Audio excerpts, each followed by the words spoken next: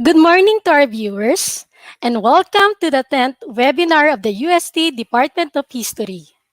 I am Shelo Camila Lumawag, faculty member from the UST Department of History, and will serve as your Master of Ceremonies for this event.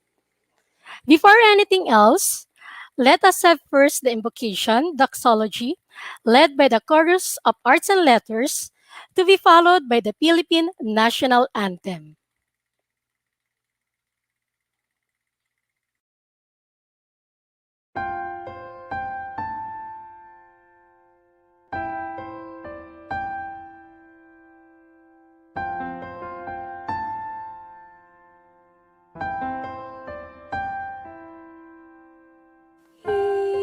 Signore, mi rendere un strumento della vostra pace. Lord, make me an instrument of your peace. Dove ci è odio, lascialo seminare di amore. Where there is hatred, let me sow love.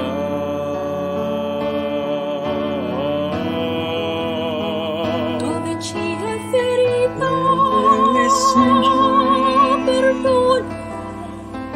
Dove ci è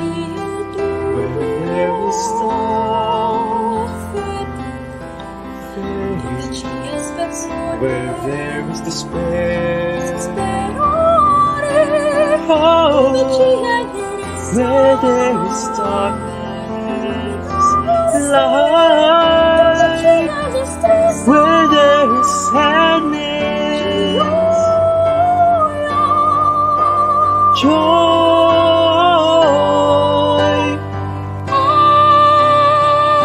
Divine Master, grant that I may not so much sin, to be consoled as to console, To be understood as to understand, to be loved as to love. as to love. For it is in giving that we receive, it is in pardoning that we are pardoned, it is in doing that we are born again.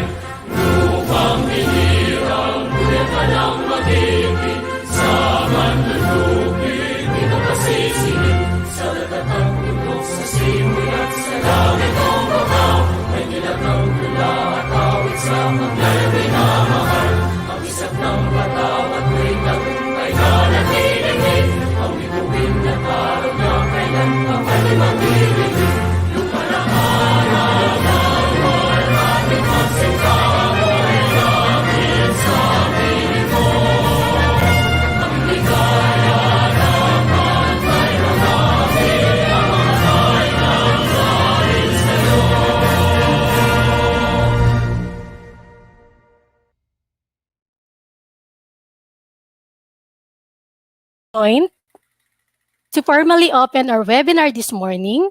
Let me call on the chairperson of the UST Department of History, Dr. Archie B. Resos.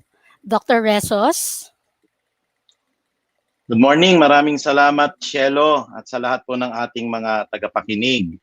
Mapagpalayang araw po sa bawat isa sa atin at bilang pakikiisa ng Departamento ng Kasaysayan ng Pamantasan ng Santo Tomas, ating isinasagawa ang malawak na pag-aaral ukol sa pananampalatayang Islam na ang tunay na layunin ay makapaghatid ng kapayapaan mula kay Allah. Ang lahat ng tao na nagpapasailalim sa kapangyarihan ng Diyos ay nagpapakita ng pagiging Muslim, sapagkat ang Islam ay nangangahulugang pagpapasakop sa kalooban ng Diyos.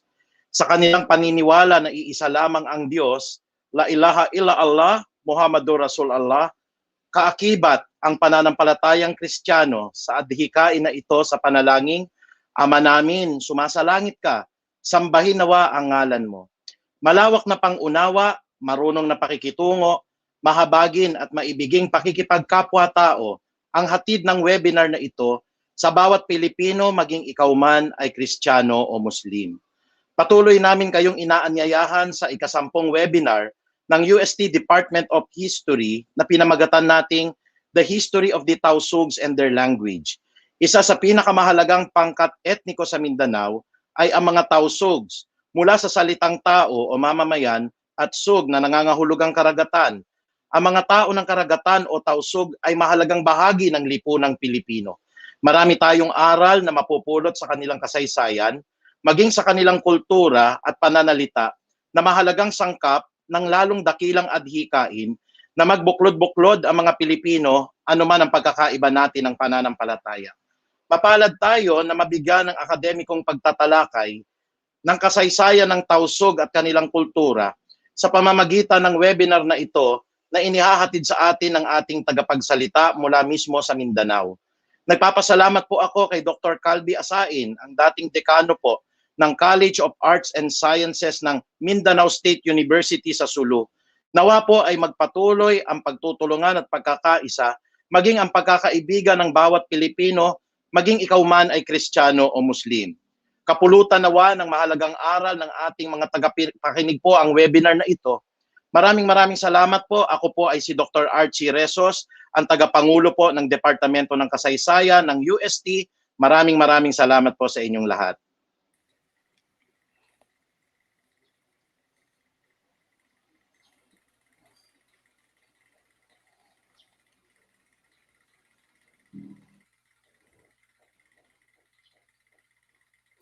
Thank you, Dr. Resos, for your excellent remarks. A little reminder, for your questions or comments, please use the comment or live chat section. Don't forget to state your institution so that we can properly address you. Today, we are fortunate to have a resource speaker that will discuss the history of Tausugs and their language. To introduce our resource speaker for this morning, let me call on Dr. Augusto B. Dibiana, faculty member, UST Department of History. Dr. Dibiana? Good morning to all. Our resource speaker is a retired Professor 3 and former Dean of the College of Arts and Sciences at the Mindanao State University in MSU in Sulu. He held several positions in MSU Sulu before retiring in 2017, such as being a Director of the General Education and later Director for Research and Development.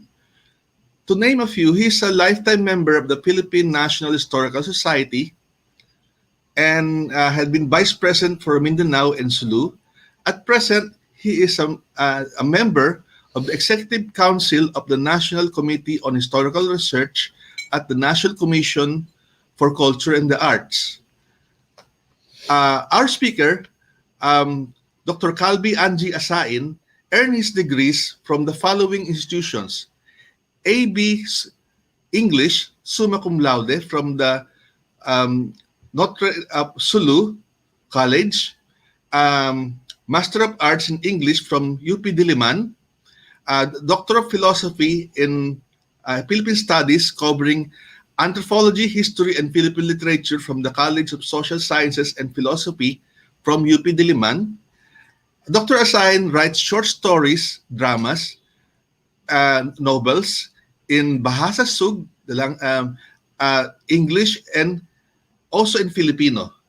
And 14 of his works got published in Focus Philippines, Weekly Graphic, National Midweek, CCP Ani, NCCA Mantala, Mindanao Life, Aday, Murings.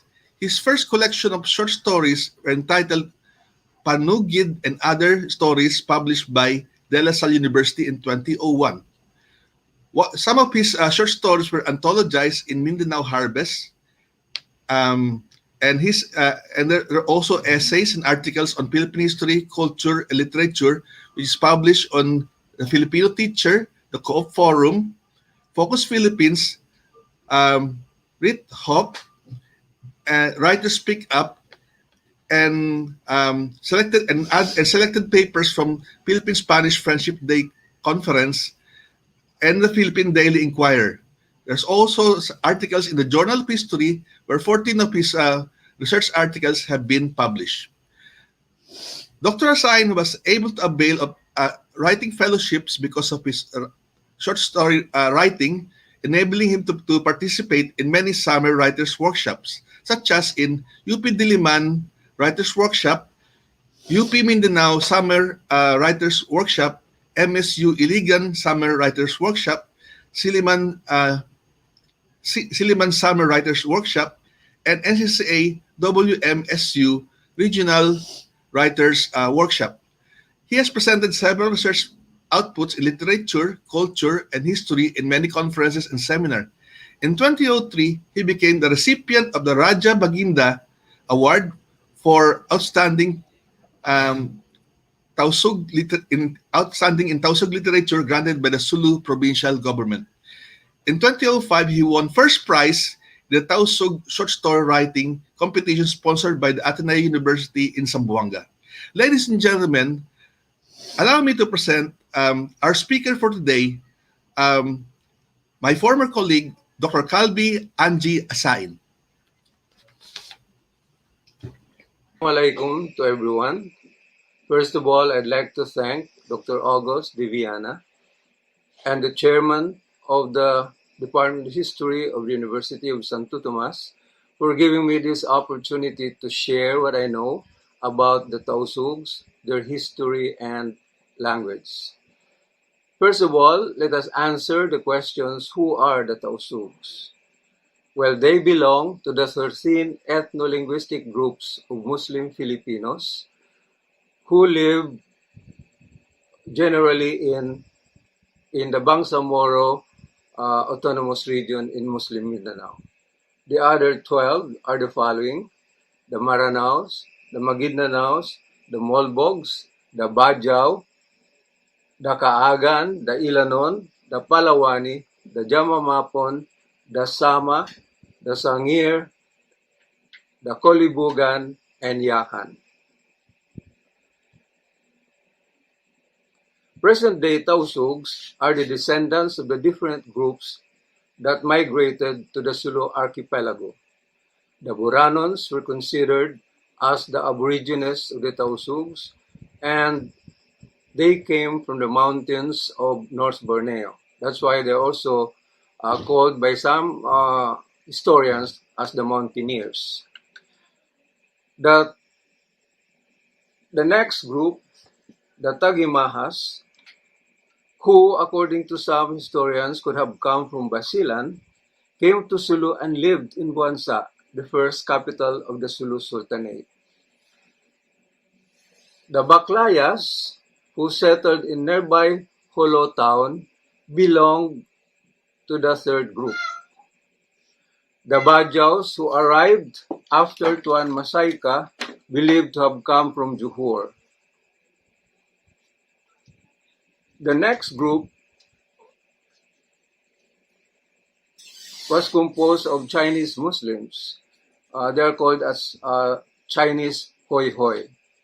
Now, this is not hard to believe because in Sulu right now, there are many Chinese mestizos.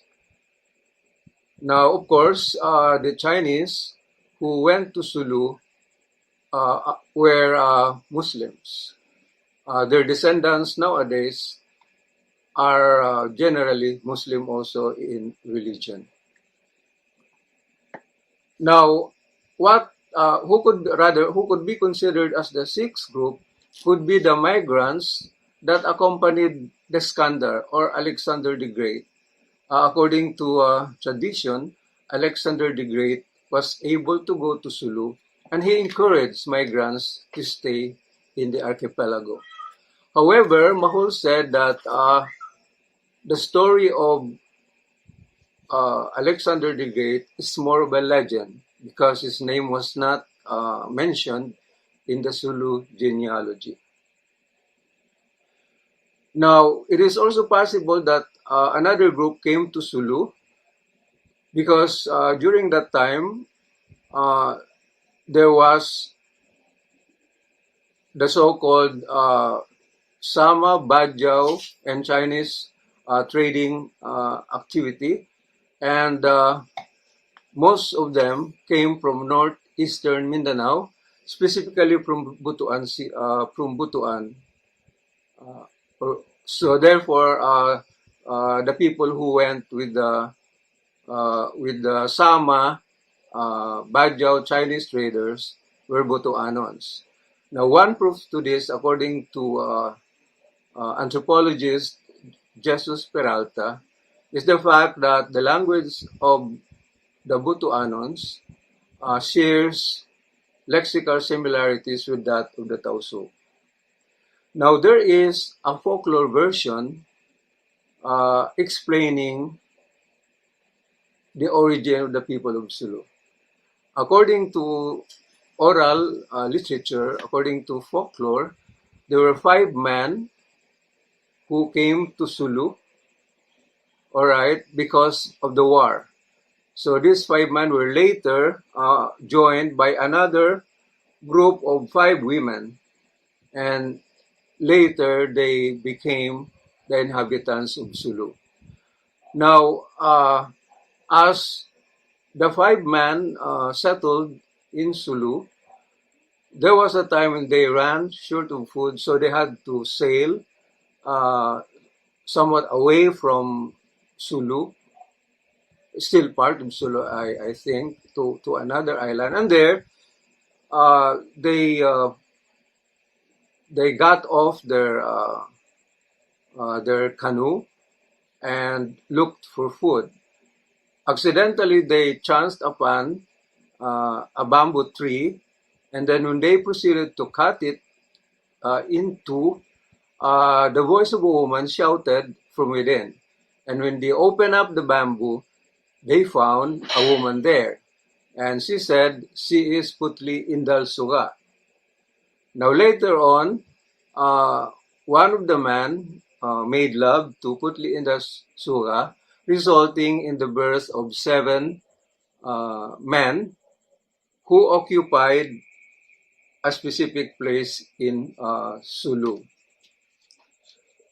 Now, how are the people called? How are the Tausugs called? Now, there are also many versions. Version number 1 is that the people of Sulu, or the Tausug specifically, are called Tausug because Tau means people and Sug means sea current. Now,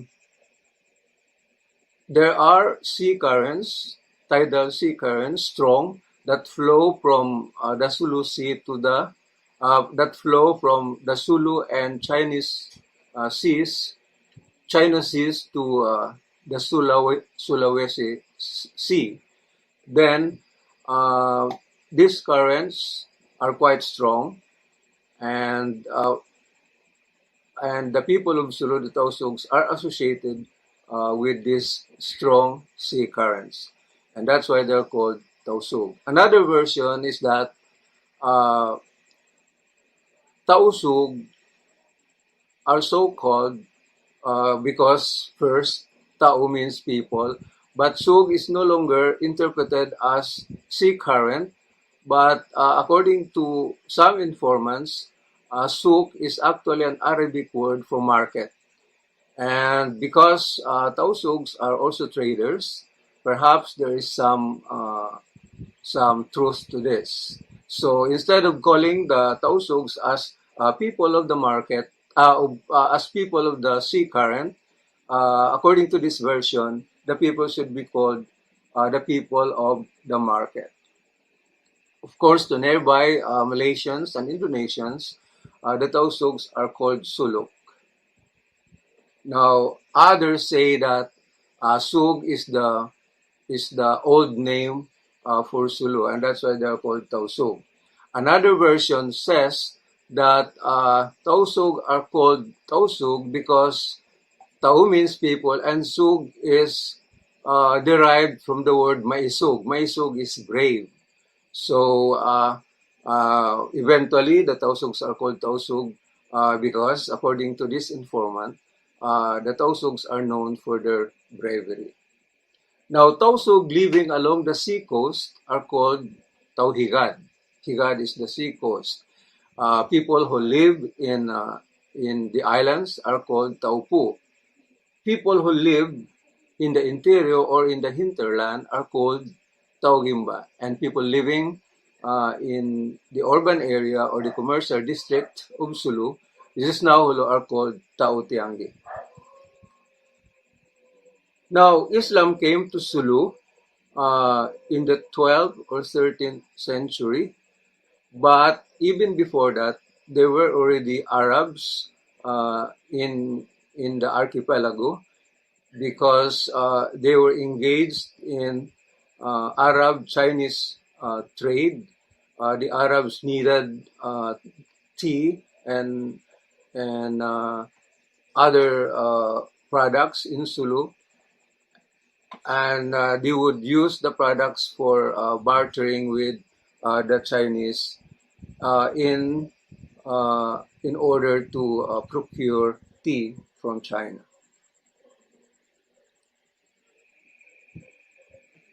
Now, according to Mahul, the coming of Islam to Sulu and the Philippines in general is a mere continuation of the Islamization process in Indonesia and Malaysia. But some people would think that Islam spread in Sulu because of the Arab and China trade that was going on during those times. Okay, so who are the ancient, or who were the ancient leaders of Sulu archipelago or of the Tausug before the coming of Islam? It is believed that the ancient leaders were Raja Sipad the older and Raja Sipad the younger. And then after them, Tuan Masaika also went to Sulu, and together with the man of the old Raja Sipad and the younger Raja Sipad, they lived in Maimbung. Maimbung is considered as the ancient capital of Sulu. Tuan Masaika married the daughter of the younger Raja Sipad. So the relationship intensified after the union of Tuan Masaika and the daughter of Raja Sipad the younger. So it would be easy for us to say that before Masaika, there was no Islam yet. Tuan Masaika could be considered as a Muslim already because Tuan is a Muslim religious title. And then when he got married, or after getting married to the daughter of Raja Sipad the younger, of course, they had children, and they were called Muslim names. Okay, the Sultanate of Sulu was organized, was established in 1450. all right, by the first Sultan of Sulu, who is known as Paduka Mahasari Maulana al-Sultan Shariful Hashim. But accordingly, this very long name is only a title. The real proper name of the first Sultan of Sulu is actually Abu Bakr. So we could say that the early political leaders of the Tausugs were Raja Banginda, who first went to Buansa. He was a very adventurous prince from Sumatra during the time that the Majapahit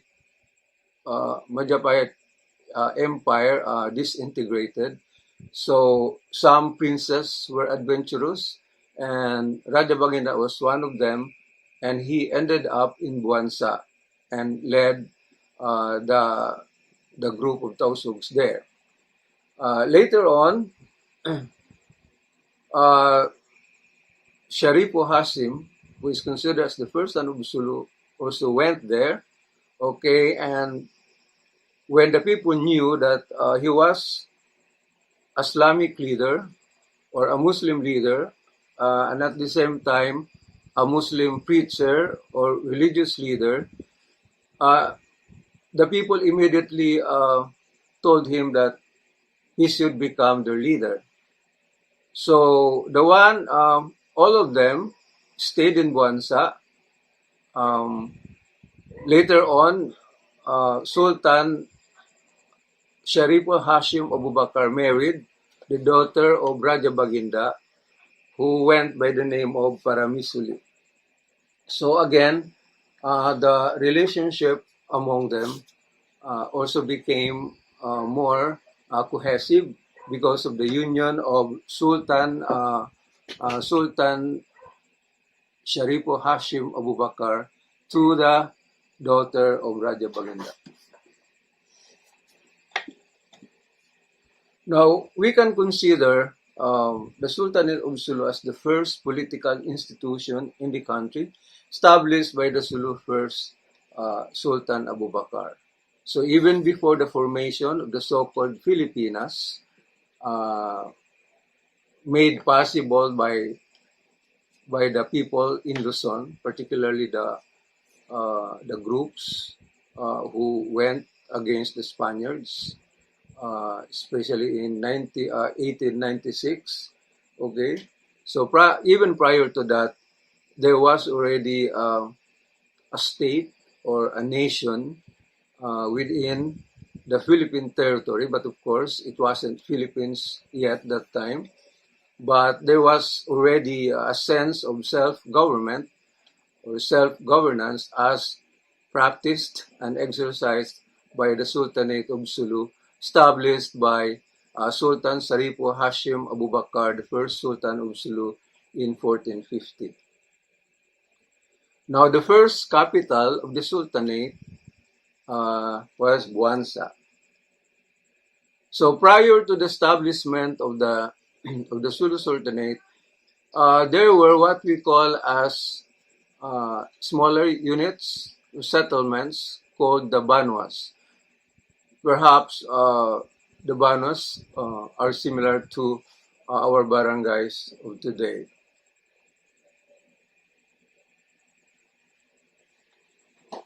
All right, let's go now to the earliest religious leaders. Now, perhaps we have to we have to consider that in Islam, if you are the leader, you are also the political leader. If you are a religious leader, you are also the political leader in the realm. So the first religious leader that came to Sulu was the one who spread or propagated Islam as a religion. So he is known as Karimul Makdum. Again, this is just a title, but the natives consider this as the name, the person. The some sources or some informants would say that Karimul Makdum is also called as Tuan Aulia in even at present when they reminisce or remember the coming of Islam to Sulu in particular and to the Philippines in general. Now, actually, there were two Makdumin who came to Sulu. First was uh, Karimul Makdum, and the second was Makdum Aminullah. Karimul Makdum was buried, I think, in Tawi-Tawi, and then Karimul Aminullah was buried in Mount Agad, in Holo, near Mount Datu.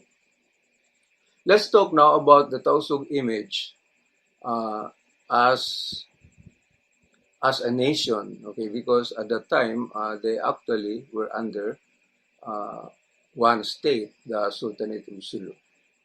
During pre-Islamic times, the Tausugs enjoyed their pristine freedom. They could do anything because there was no Islam yet.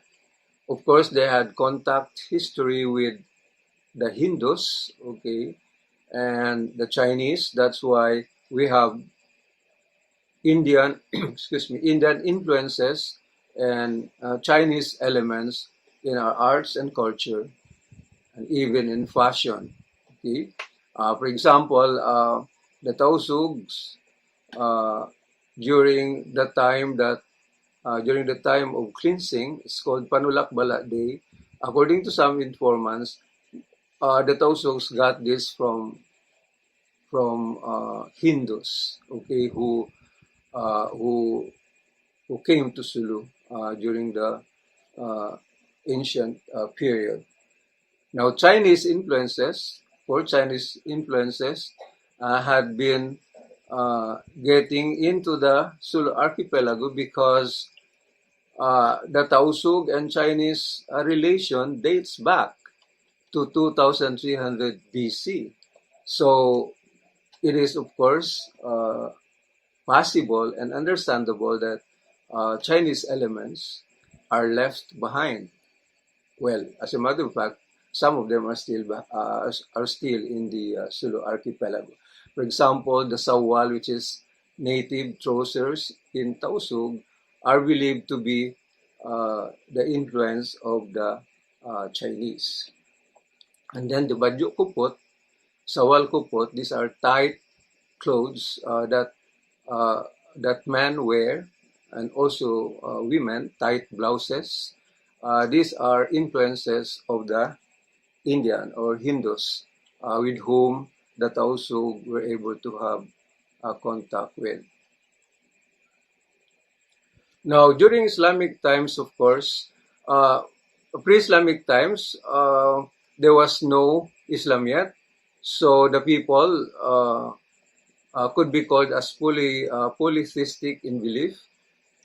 Incest was not even prohibited because it was not Islam yet. As a matter of fact, the woman Indal Putlindal Suga that I mentioned earlier, her descendants married one another, fathers, daughters marrying one another, brothers, sisters, because there was no incest yet. Now, during the Islamic times,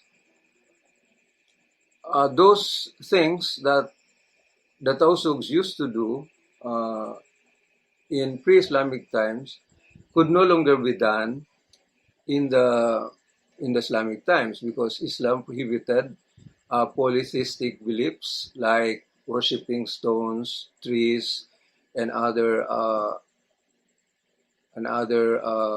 beings. Only God, Allah, should be the one to be worshipped. So practices such as those things were effectively stopped. I mean, some of the practices were stopped by the introduction of Islam, although some traditions still lingered. That's why we have the so-called folk Islam or syncretic Islam because traditional elements are mixed with Islamic elements. Okay, but of course, the goal really is to totally forget pre-Islamic practices that are not in consonance with Islam, that are prohibited by Islam.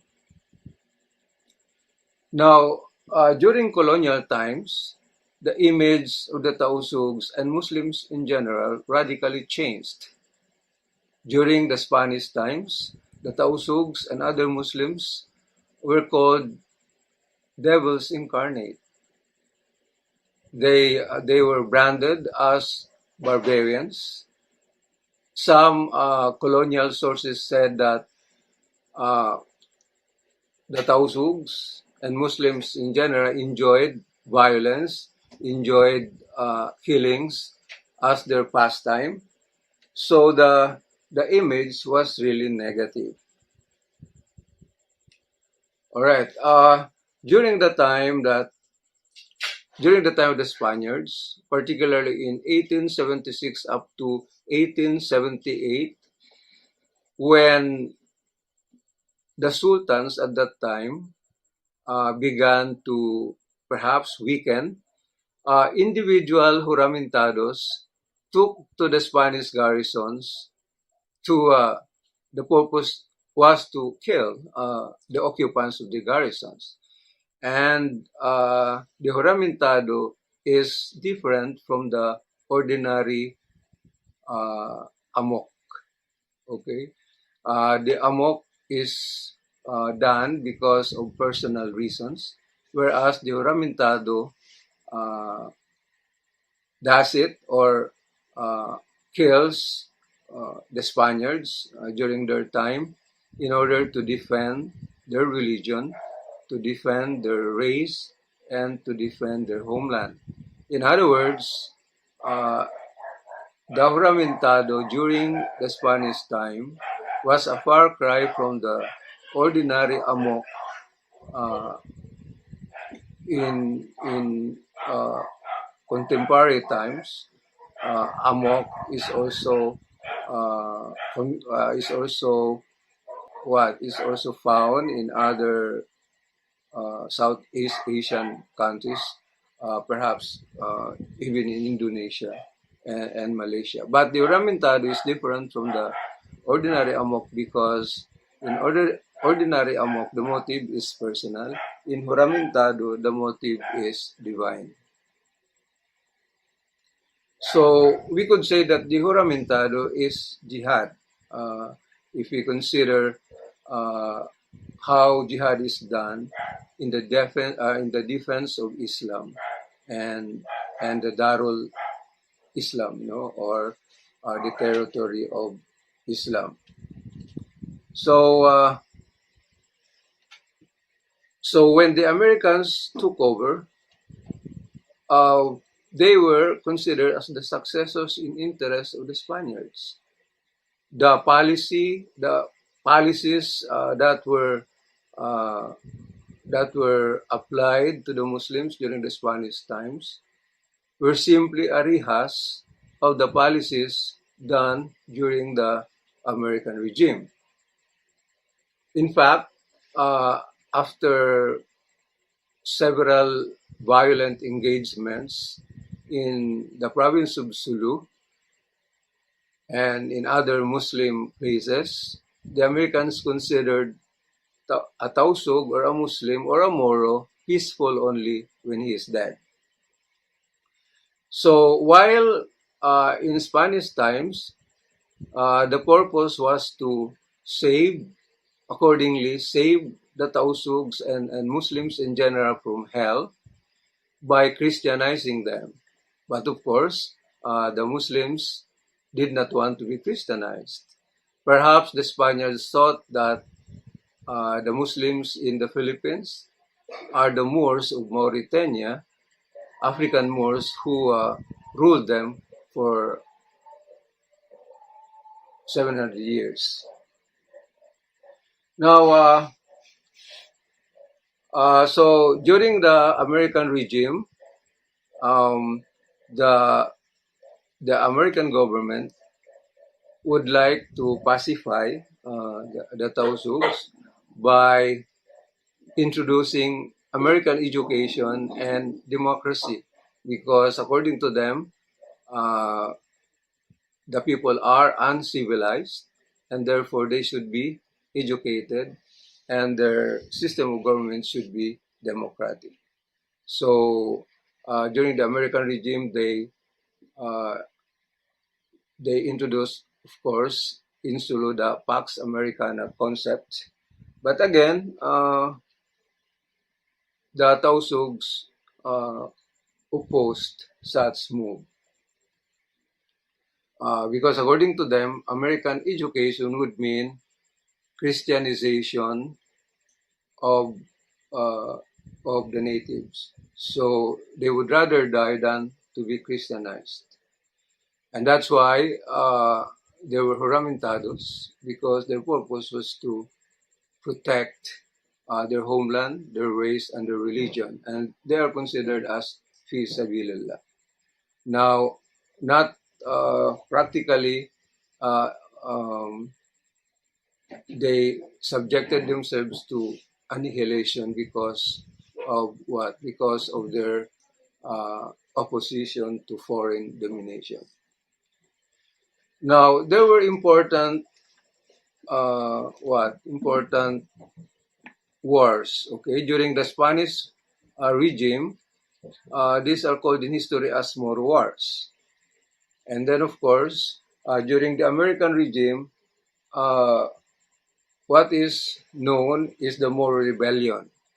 Okay, now the Moro Wars were considered by Spanish writers, Spanish historians, as guerras piraticas or piratical wars, But the Muslims wouldn't want their wars to be called as piratical. According to some historians sympathetic with Muslim Filipinos, the wars were retaliatory in nature because the Spaniards uh, came to Sulu and other Muslim areas to annihilate them if they wouldn't allow themselves to be converted to Christianity. But again and again, they opposed such move. Now, during the American regime, uh, we had two battles that were quite controversial. These battles were called the Battle of Buddao and the Battle of Budbagsak. The Battle of Buddao happened or took place in 1906. It was Governor Leonard Wood who ordered the attack on the Tausug warriors, including their wives and children, on the crater of Mount Daho. Mount Daho is an extinct volcano. I hope it wouldn't explode, just like what happened to Mount Pinatubo. Now, so of course, the Tausugs on the crater, foot back, despite the fact that their power was quite inferior. So almost 1,000 Tausugs perished in that attack, which some people call as a massacre because of the inferior firepower on the part of the Tausug against the powerful fire weapons, and other ammunitions of the Americans. The Battle of Mount Bagsak took place in 1916. Okay, and again, the Moros or the Tausugs who tried to fight the Americans,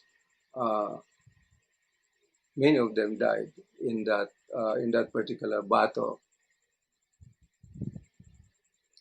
Now, in the Battle of Mount Bagsak, the one who ordered it was General Blackjack Pershing. All right, in the Battle of Wood Bagsak, I'm sorry, I said 1916. It should really be 1913. So the Battle of Woodbagsak in 1913 was ordered by General Pershing. Now, when you come to Zamboanga, one of the parks at the heart of the city is named after after what? After General Pershing. So the one glorified is General Pershing, who ordered the killing of the Tausugs on the crater of Mount Bagsak. So during the American regime, the Sultan of Sulu was eventually emasculated. This was during the time of Sultan Jamalul Kiram II, because of the Carpenter Agreement signed by the Sultan and Carpenter in 1915. But of course, the Sultan still retains up to this day his religious role in the Sultanate. The Sultanate is still alive, and the Sultan and the royal family rather is looked up to by the people. Okay. Now, in new colonial times, under the Philippine government now, some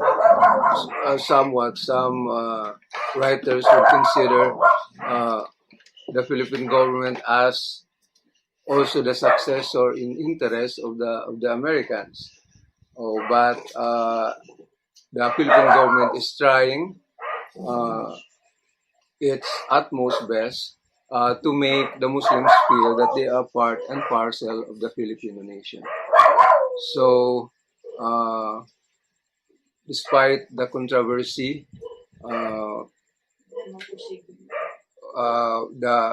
the central authority in the Philippines has been trying to make sure that the Muslims are protected. But of course, there are problems in between. But these problems, with the cooperation of everyone, of all Filipinos, can be prevailed in due time. Now let's go on to the different events and their consequences on the Tausugs in general and Muslims, on the Tausugs in particular and Muslims in general. Alright, the first event is the Sabah claim. As you all know, the Sabah claim was the problem that triggered Operation Merdeka in order to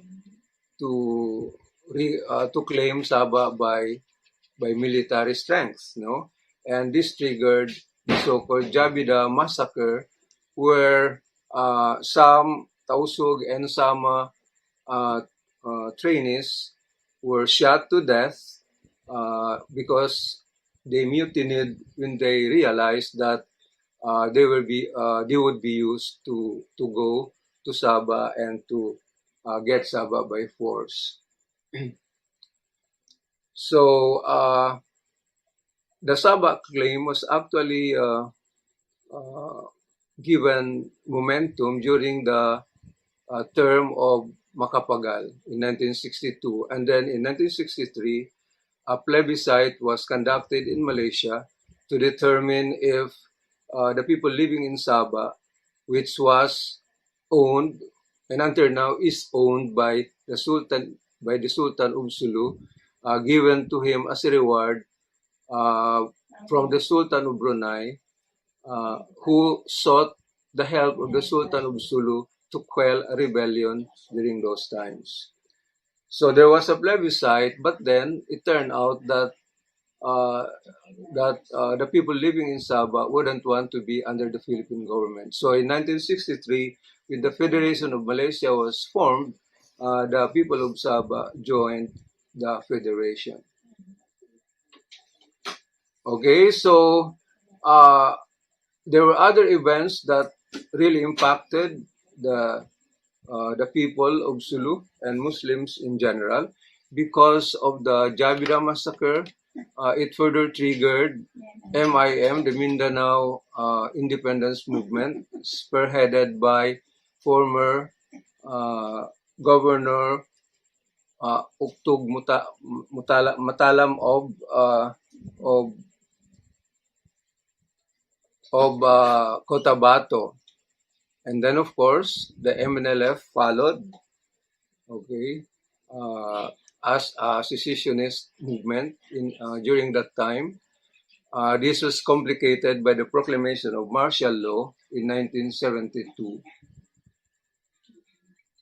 Now, in 1974, the MNLF rebels attacked the military establishment in Holo, and as a result of that, the whole town was destroyed because of the war that ensued during the siege, just like what happened to Marawi.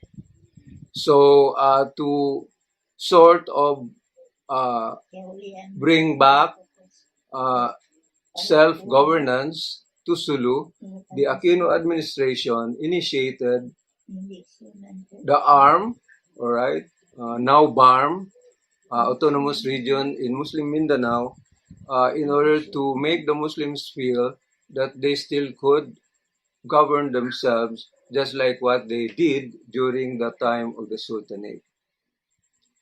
And then, of course, because of complicated issues, all right, lawless elements grew out of these events, which really affected a lot of people in Sulu. Now let's go to the language. I think I have spent more time discussing the Tausugs and their history. Let's discuss briefly the language of the Tausug. The language of the Tausug is also called Tausug, but according to one Tausug lexicographer, the appropriate name of Tausug as a language should be Bahasa-Sug. Now, Tausug is also known as Bahasa-Sug. It is also called Sinug, okay, and the people in general are also called Tausug as people of Sulu. Now, Bahasa-Sug is considered as the lingua franca of the Tausugs. As there are other groups in Sulu, there are also other languages such as the Bajau and the Sama, but the dominant language used in the Sulu archipelago is the Tausug. Now, as you all know, Tausug is a member of the Austronesian family of languages spoken in Southeast Asia by almost 400 million people. And according to Jesus Peralta again, the Tausug now spoken in Sulu has lexical similarities with the Butuanon of Agusan province, okay, because of the existence of Butuanon, Sama Bajau Chinese trade in those times, in the 11th century in particular, during the Sung dynasty or times, and because of perhaps bad weather, the seafarers composed of Butuanons, Chinese, and Bajau were stranded in Sulu, and some of them stayed there for good, and with them bringing into the archipelago several languages. The result became the Tausug today. Okay, now the Tausug as a language is similar also to other Filipino languages, particularly to Tagalog or Filipino and Cebuano or Binisaya, in addition to the fact that Tausug or Bahasa-Sug also has lexical similarities with with the Butuano, excuse me. Okay, so just like other languages in the Philippines, Tausug as a language has its own characteristic systems, such as the following. It has its own vocabulary or lexicon, and it has its semantics, the meanings of words, and and their context. Okay, Tausug also has synonyms. It also has antonyms and homonyms that are used by the people every day. Okay, then it has its own phonology. The phonology is similar to Tagalog. That's why we find Tagalog easy to learn. If you have watched the C-130 crash in Patikul, the people who helped save the survivors of that crash spoke Filipino quite fluently. They could sustain conversations with the ones who interviewed them because Tagalog or Filipino as a whole is easy to learn because of its similarities in lexicon, vocabulary, and even phonology. Okay, so the Tausug also has its own grammar. Okay, but unlike English, for example, Tausug does not have many inflections. So the grammar is not as complicated as in English. Now, while English spelling is considered by some linguistics as anomalous, Tausug spelling is pretty easy. It's just like Filipino. There is a one-to-one correspondence between the letters and the sound, unlike English, wherein some sounds are not rather some letters are not pronounced. They are muted. Okay, when they are used in conversation, etc. So, uh, so they also have Tausugs of Sulu also have their own writing system. But as you all know, the modern alphabet was introduced in 1930 by Frank Lobach, I think, in Dansalan. And from that time on, Lubak introduced the people, especially in, I think, Lanao del Sur, Dansalan, and then it later spread to other Muslim areas, including Sulu. And so today we are using the modern English alphabet in writing our situation, our life, our experience, written in the modern alphabet, but it's Tausug in meaning. So, in addition to that, there are what we call in Tausug as reduplicated words.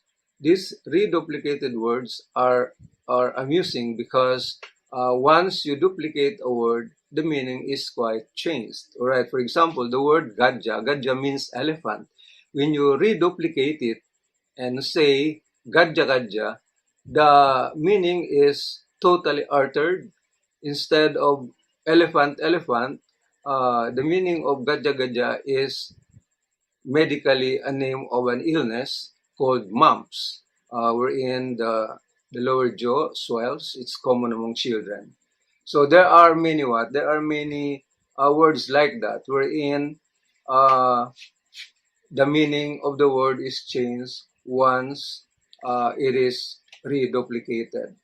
Synonyms are also common. For example, rain is considered as a generic word for rain, of course. It's called ulan, but there are other words that are used which are, derived from rain.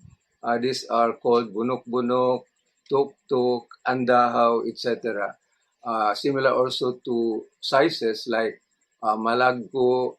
The other synonyms are dakula, maslag, etc. So there are many words like that.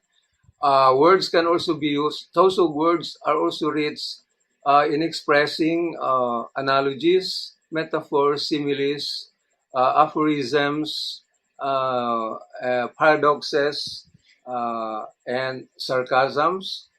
It's the Tausug can also be used to express those things. Now,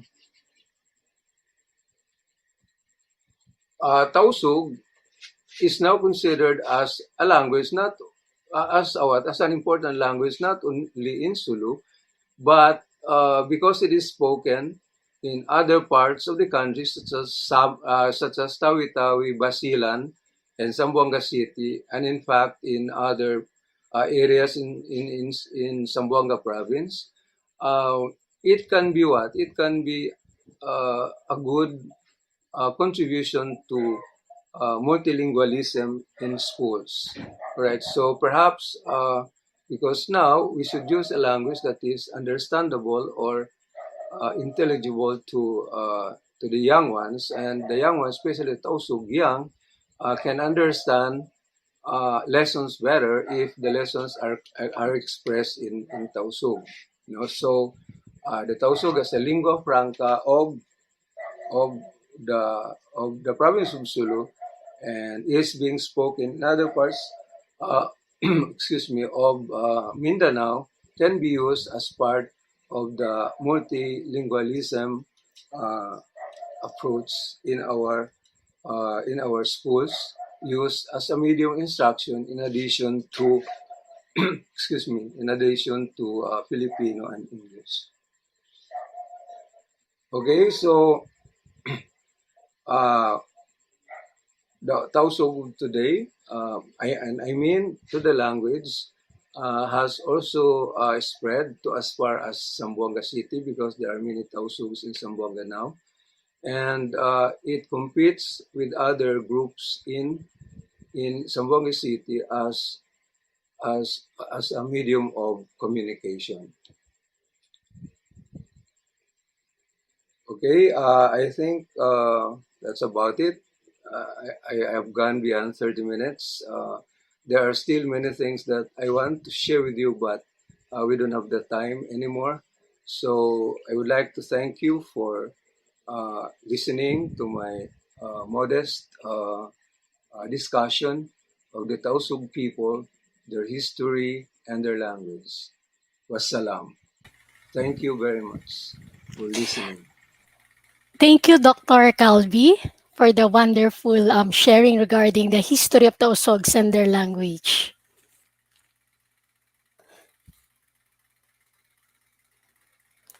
Okay, Dr. Calbi, let's proceed to for the Q&A portion.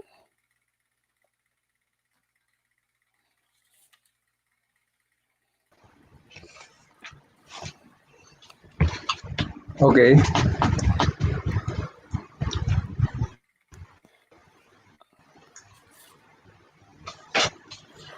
Okay, questions from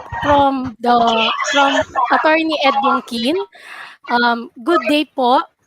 Can we consider the different language variants in the Mindanao areas as one of the hindrances in their own unification as one solid Islam group in the Philippines? I don't think so. I think different languages now being spoken in Muslim areas can contribute to their identity uh, cultural minorities in our country. After all, the national language, which is Filipino, is spoken practically in all cultural communities in the Philippines. And the people, I mean, the inhabitants of these cultural communities find Tagalog or Filipino, our national language, as easy to learn because of the similarities in lexicon or vocabulary and even in grammar and sounds. Thank you. Thank you po. Next, Nigel Tan from UST. Good morning, Dr. Calbi. So did the Tausug language use the Jawi script as was used in Borneo? Also, how extensive is the native literary tradition of the Tausug prior to alphabetization? By extensive Well, po, I mean, okay, si- sir. go ahead. Um, Go ahead, Doctor. By extensive po, I mean were there great literary works, history, poems, etc.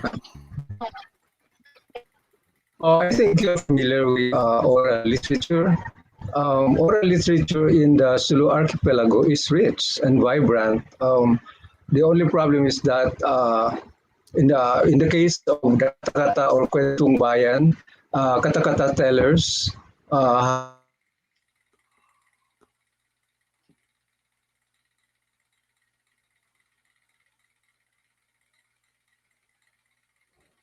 most of them have died, and especially the younger generation. So, if your question has something to do with the literature, the oral literature, I can say that our Tausug literature is quite extensive, using your own words, and we are rich in practically all genres or oral literary genres such as kata-kata or uh, folk tales. We are also rich in tarazul poems and proverbs and also riddles. Now, the problem is that we are still in the process of developing our written literary cultural heritage, and that's why uh, being interested in our literature, I I always have been trying my best to write short stories, um, poems, and even dramas and novels in the future in Tausug so that I can help enrich our written literary heritage. But I repeat, our oral literary heritage is rich. So our only problem now is how to impart our oral literary heritage to the younger generation and to the older generation so that they can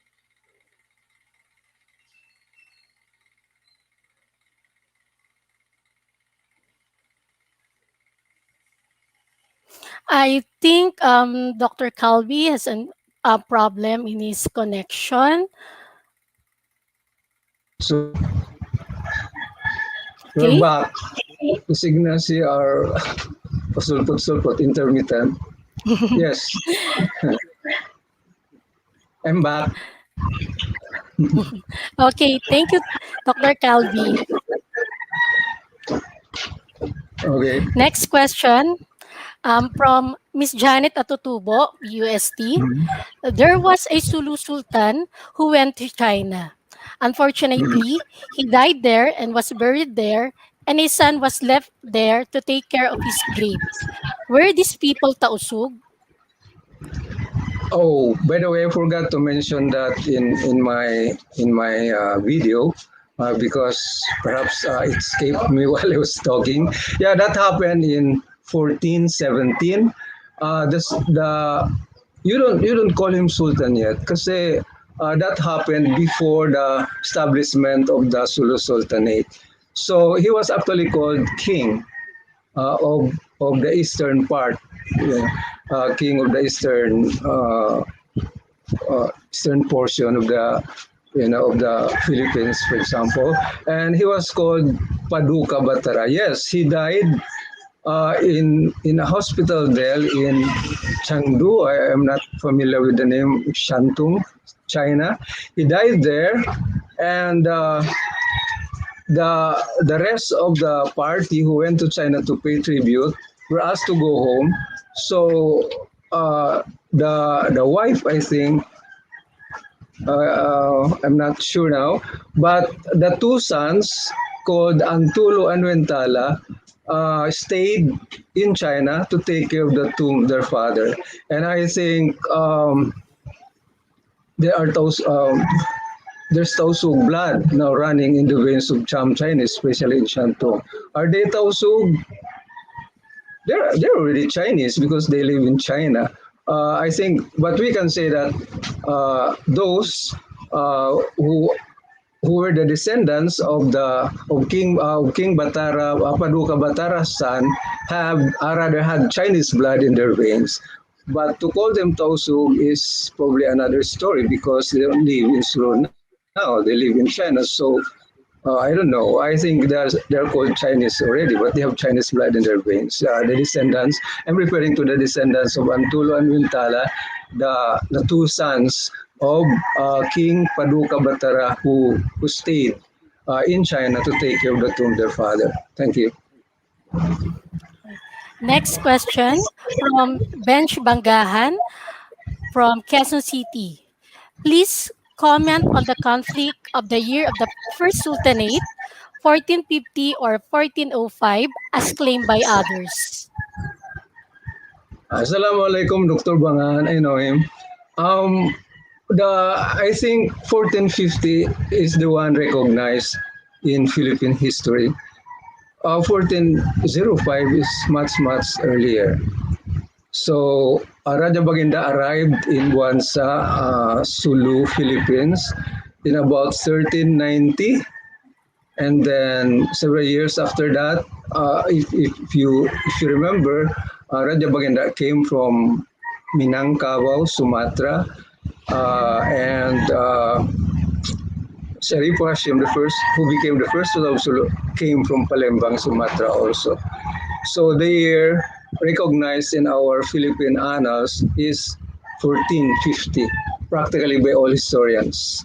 So that's my view on that. Now, 1405 is not, I think, the right year to reckon with. Thank you. Thank you po. Question from Dr. Augusto Dibiana. Dr. Calbi, you mentioned Gadya as a native word for elephant. Were there elephants in Sulu? How come they vanish? It's Gadja, not Gadja. Gadja, Gadya. Gad. Yeah. Gadja.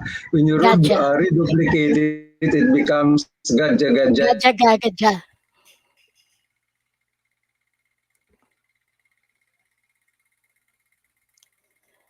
Dr. Calvi mentioned that Gadya is for the It elephant assumes and another then meaning. yes. Were there elephants, especially down in Mount Datu? Now, why they became extinct, I have no idea.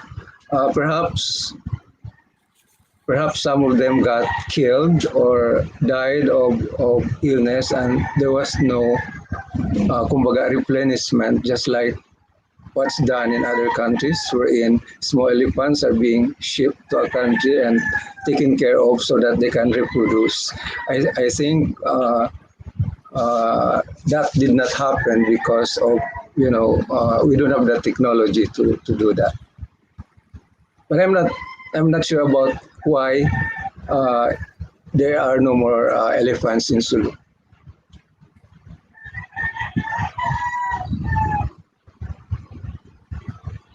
Thank you. Okay, next question from Tristan Miguel Osteria of UST. How Mhm. accessible and available are the sources for those who examine the history of the Tausugs and their relationships, say from the late 19th century onwards, or any time period for that matter po? There are many sources written by colonial historians. Now, the problem is that, as you Again, all know, there are available sources, I think, but these were written by colonial from Tristan historians. Miguel Osteria, how accessible and available are the sources for those who examine the history of the Tausugs and their relationships, say from the late 19th century onwards, or any I time think, period for that matter po? yeah, I think that they are available in our national archives. Uh, Perhaps you can just go there and do your own researches. But as you all know, well, perhaps I'm biased because I'm a Tausug Muslim Filipino. Those written by colonial sources were unkind to Muslims.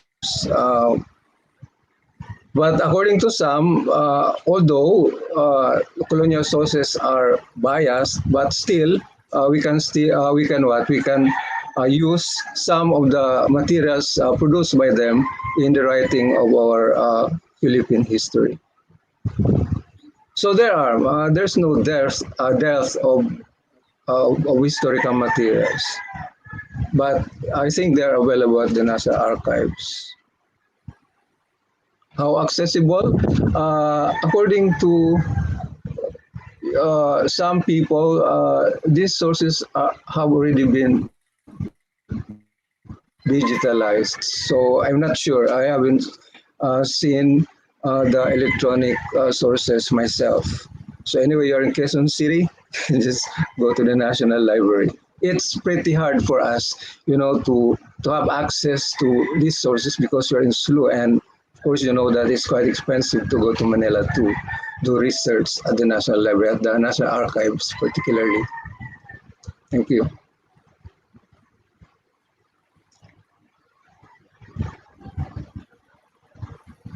Thank you. Cedric Nicolas Bisenyo, is there a published book or literature that depicts the philosophical worldview of the Tausug? What are the different themes and motifs of the Tausug proverbs and worldview?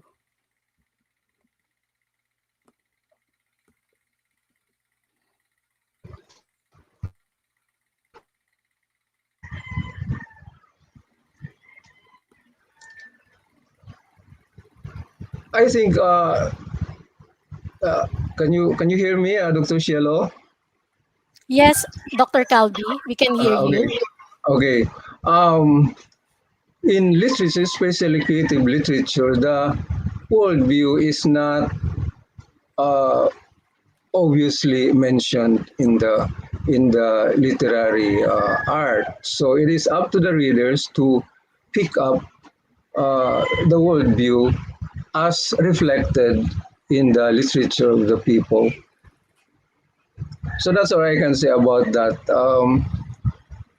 Uh, there are there are short stories, poems published in our national magazines by Tausug writers, but uh, the number is quite small. So we are still in the process of developing our written cultural heritage. Now, as to your question, what are the themes in these literary works? I think it depends on uh, what the author would like to convey when he decided to write that particular piece. I have one collection of short stories published by the De La Salle University in 2001. From the short stories, perhaps you can pick up uh, the themes or worldview, as you said, that can be attributed to the Tausug people. There are other writers who write literary arts, such as poems, short stories, novels. I don't know. The late woman writer in Sulu, also woman writer in Sulu, uh, wrote one novel, but I haven't seen that copy. Unfortunately, she died this year, so it's a great loss to us Tausugs, because there are very few Tausug who write literary genres such as short stories, poems, dramas, and novels. I hope in the future uh, many more Tausug will attempt to write literary genres such as those that I just mentioned. Thank you, Dr. Shallow.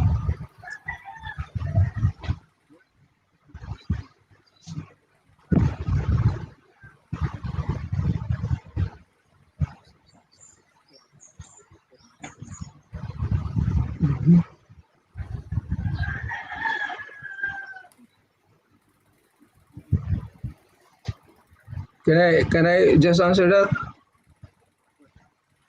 Hello, do you hear me? Am I still there? Hello, our signals are lost. Can you hear me, Dr. Cielo? Hello. Hmm? Hmm.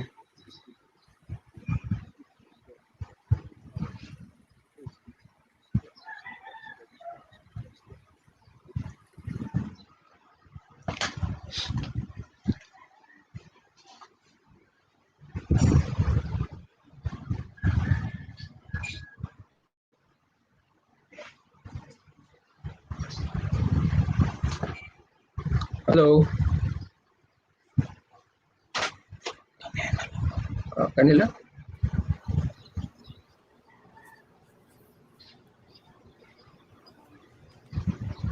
Good morning, Dr. Calbi. Unfortunately, the signal of Miss Hello,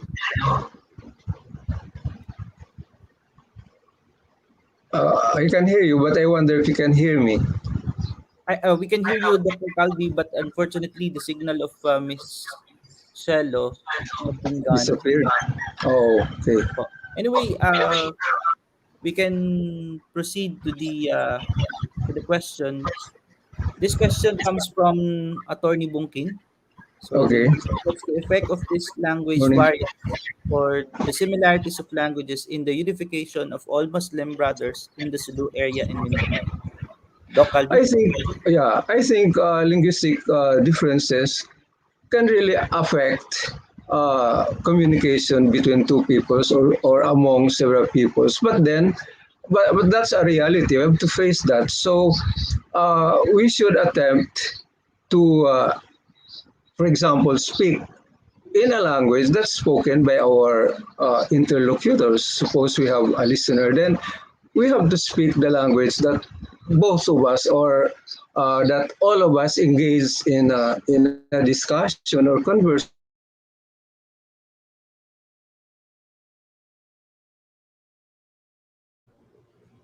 Maybe the signal again is not quite stable. Let's just wait for Dr. Calvi. May I continue now? Yes, Doc. Um, Regarding these similarities of languages, I think we have to face a reality because we are a plural nation. We have diverse cultures, and with that diversity come our different languages. As a matter of fact, if I'm not mistaken, there are 120 languages in the Philippines. So that's quite a problem, but that's a challenge for us. I think we should see to it that when we are talking to an audience with several languages in a forum like this or in in a conference in our country, I think we should speak our wikang pambansa because everybody, I suppose, can speak the wikang pambansa quite well. And if we fail in the wikang pambansa, then we have our second language, which is English.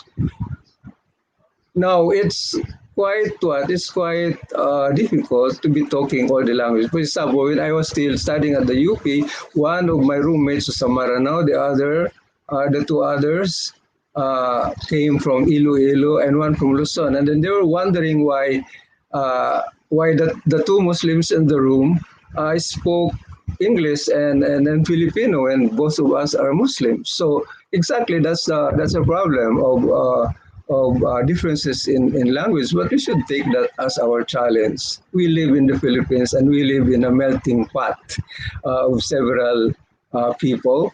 That's why we have the so-called unity in diversity.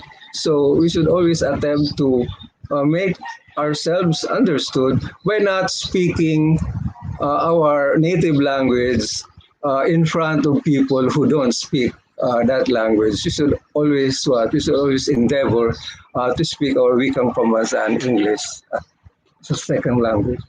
Thank you, Dr. Jerry. Thank you very much, Dr. Calvi, for that answer. There's another comment from Dr. Bench. Let me Sure. just read. Bahasa Sug has some lexical similarities, not only with Butuanon, but also with Surigao, Binabao, and other languages.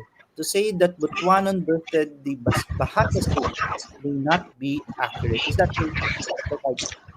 Um, I think I didn't say that Butuanon versus the Tausug language. What I said was that the current Tausug that we speak or Basug that we speak is the result of the conglomerations of different groups that migrated to Sulu. Just like just like uh, just like us Tausugs, we are descendants of the different migrants that went to Sulu and chose to live in Sulu. Thank you. Okay, Doc Calvi, there's another question coming Sure, go from ahead. Dr. Deviana. Mhm. Dr. Calvi, there are documents in Jawi in the National Archive. Do we have Yes. scholars who are doing research on those documents? Um, I'm not aware of scholars using Jawi in the research. What I'm aware of is that there's a book by Dr. Tan, the Sulatsug,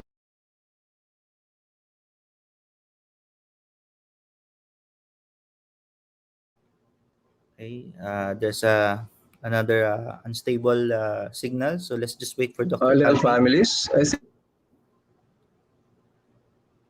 is available. It's entitled the Sulatsug Letters uh, to the royal families. I don't remember the exact title. I'm not aware that there are researchers right now who are attempting to study Jawi as a medium of communication. But in the book by Dr. Tan, I think those written in Jawi were letters to the Sultan from the Datu. So, in general, Jawi was used as a medium of royal communication.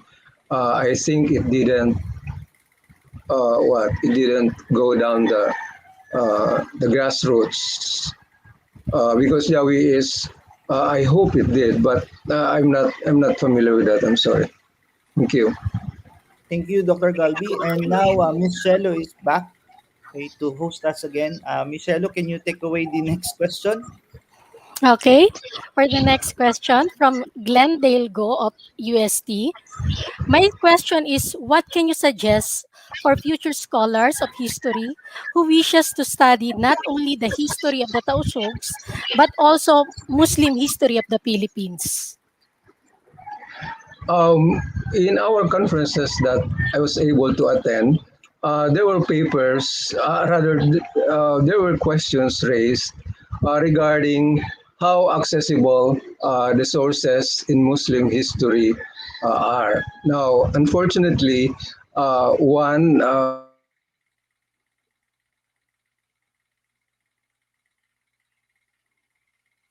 Okay.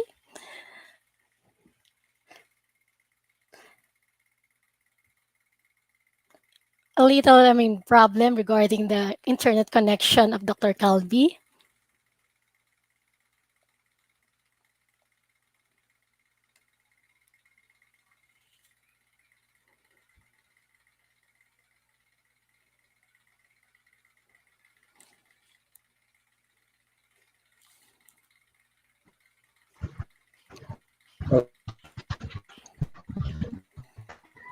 yes, can you hear me, Dr. Shell?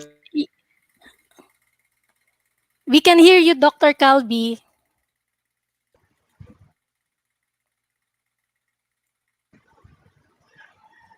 Uh, Hello. Okay. The problem actually with Muslim Filipino history is the problem of sources. So Muslims like us have been complaining because of the biases that that that were found in these sources.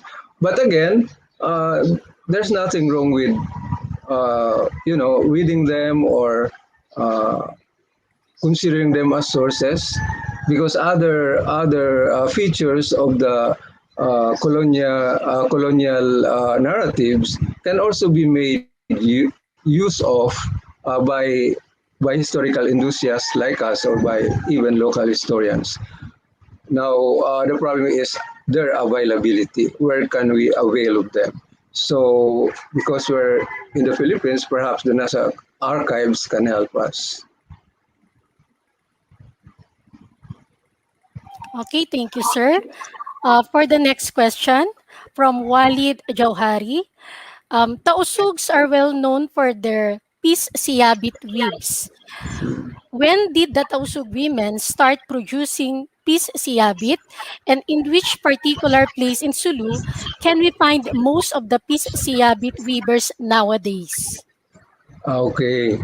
Thank you for that question. The problem with PCA with weavers, uh, most of them have gone. Uh, the one female weaver that I know passed away years ago. You can still what? You can still perhaps go to the Notre Dame Holo College where PCA materials are sold. As to when the Tausug women start weaving PCA, I'm sorry, I don't know. I have no idea on that. Uh, some questions were raised as to whether men can also weave, because there's this belief that if a man weaves PCA, he may die soon. But I think that's only a superstitious belief. I think men, if they know how to weave, can also weave. But usually, pisya with weaving, you can see the pisya with in my back, the backdrop of my video. All right, it takes months, to come up with one pisya with. So it's not an easy to do. That's why it's quite expensive if you want to buy a pisya with. Pisya with is used as a headgear for men, but in Sulu, it is woven by women, not by men. As to Okay, the thank history of the Bisявit, I'm sorry, I cannot. I'm not in a position to answer that. Thank you. thank you, sir. Next question from Sean Paul Traballo. Assalamualaikum, Dr. Calbi. As we Waalaikumsalam. consciously know, Philippine history was written in the perspective of the colonizers, to which we should also recognize. But do you think it is already high time to recognize that one of the catalysts of our rich Philippine history and heritage was the history of the Muslims in general? Exactly, that's our complaint. Um, because it would seem that uh, Muslim Philippine history is glossed over in our national narrative. For instance, who are glorified in our national history? The ones glorified in our national history are the conquered people. And I refer, of course, to the people of Luzon. They were conquered by the Spaniards, but glorified in our national history are their warriors, not the Muslim warriors. So I think all of us Filipinos should help one another to give what is due to Abdul, historically speaking. And not only in history, Muslims are marginalized in practically all aspects. But anyway, the other aspects, that's our problem. Our problem is the historical aspect. Yeah, for example, in the Battle of Budbagsak, in Zamboanga, there's a monument for him right at the heart of the city in one of the parks. But the leaders of the Tausug warriors who perished in Bugbagsak and Budao are not are not uh, given due recognition like monuments and other memorabilia. So, in other words, the Muslims who fought the Spaniards and the Americans the hardest and the fiercest do not get a fair share of the historical. It's what? It's almost monopolized by mainstream Filipinos, especially the heroes of the Tagalog heroes who accordingly made the Philippine Revolution of 1896 possible. They were even represented in our national flag. What about the Muslims? Are they represented in our national flag? Well, what is the symbol there? Nothing. And we were the first one who fought the Spaniards, starting from 1565 up to 1898, when we had to fight another colonial power, the Americans. Thank you. Thank you, sir. So, last question from Tristan Miguel Osteria. I am faculty with UST. Where do you find centers for Tausug studies? Are they found in Mindanao, other parts of Southeast Asia, and even the US? With Philippine studies, they are in a lot of places. I think you are more familiar, Dr. Tristan, than I am. What I can say only is that perhaps you can get in touch with the BARM. There's one commission there, Commission for the Preservation of our Cultural Heritage. So perhaps you can get in touch with the staff and ask where we can access those materials or sources about Muslim Filipinos. Perhaps we can also have materials in Indonesia, because Indonesia is where our political and religious leaders came from. They were perhaps in Indonesia, in Sumatra. Perhaps there are libraries there where we can find a lot of materials, sources concerning the history of the Tausugs and Muslims in general. Thank you.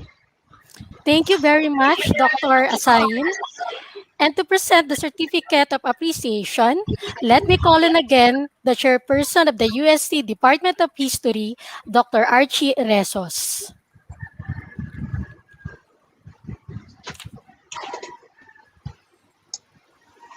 Thank you so much, Dr. Calbi, for that very You're welcome. wonderful exposition.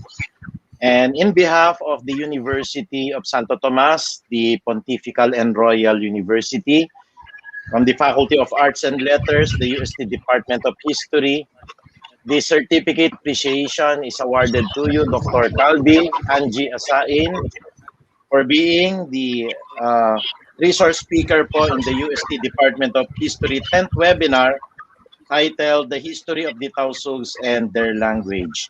This was given on August 6 of 2021, signed the chairperson of the UST Department of History, and also Professor Marilu R. Madruño, PhD, Dean of the Faculty of Arts and Letters. Thank you so much, Dr. Calbi. Thank you. Thank Thank you you. also for having me. Thank you very much. Thank you, Dr. Resos. Thank you, Dr. Asain, for your sharing for this morning. So before the end of our webinar, so the people of Tausugs appropriate the concept of today's native is yesterday's visitor by Father Frank Lynch, S.J. The story of the Tausug is a clear example of how migration leads to acculturation as well as inculturation, both terms involving the blending of an indigenous culture in spite of influences coming from their communion with the foreigners, and this is very apparent in their language and religion. Islam. Islam is a religion of peace and love. It is Islam that makes them one with the Muslims. It is Islam that guides their everyday living. It is Islam that makes them prioritize honor and justice, respecting their ways by understanding their faith. It is a tool towards interfaith understanding, an ecumenist move towards a united Philippines. Once again, thank you to our viewers for the registered participants to receive a certificate of participation from this event. The Secretariat will send the link for evaluation in today's webinar through your respective emails. By accomplishing it, the certificate will be emailed to you this day. To end our program for this morning, please join us in singing the AB hymn and the University of Santo Tomas hymn. Muli, magandang umaga po sa ating lahat.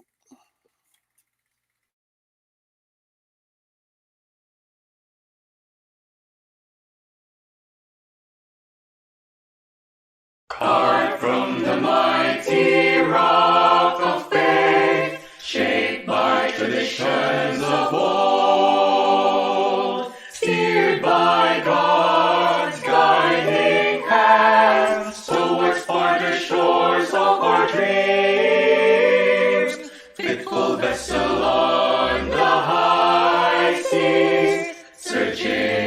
contented and free.